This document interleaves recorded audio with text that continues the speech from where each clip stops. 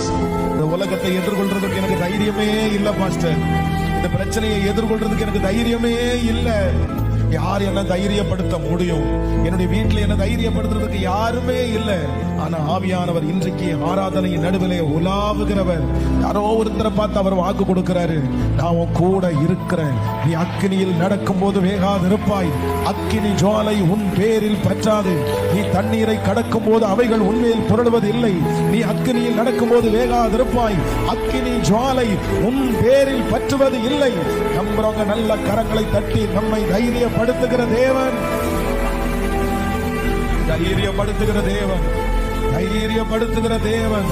அந்த தண்டை பின்தொடரலாமா, அதை பிடிப்பேனா என்று கேட்கிற தாவீதுக்குள்ள பெரிய தைரியம் எதுவும் இல்லை. ஆனா ஆண்டவர் அவனை வார்த்தையினாலே தைரியப்படுத்தி அந்த தண்டை பின்தொடர், நீ சகலவற்றையும் திருப்பிக் கொள்ளுவாய், நீ அந்த தண்டை பின்தொடர். கர்த்தர் சொல்லுகிறார், நீங்கள் ஆரம்பித்திருக்கிற இந்த காரியத்தை நீ வெற்றியோடு முடிப்பாய். மகனே, மகளே, நீ வெற்றியோடு முடிப்பாய். நீதான் இன்னைக்கு பயந்து கொண்டு வந்திருக்கிறாய்.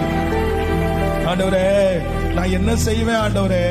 நான் எப்படி இந்த காரியத்தை நான் செய்வேன் ஆண்டவரே? எனக்கு ஒண்ணுமே தெரியலையே, எனக்கு தைரியமே இல்ல. இந்த காரியத்தை நான் எப்படி முடிக்க போறேன்னு எனக்கு தைரியமே இல்ல. ஆனா ஆண்டவர் உங்களை பார்த்து கைகளை கொடுத்து கர்த்தர் பலப்படுத்தி உன்னை துவங்க பண்ணுகிறது கர்த்தராகிய ஆண்டவர். இந்த காரியத்தை ஆரம்பம் பண்ணுறது கர்த்தராகிய ஆண்டவர். அவர் வாக்கு கொடுக்கிறார்,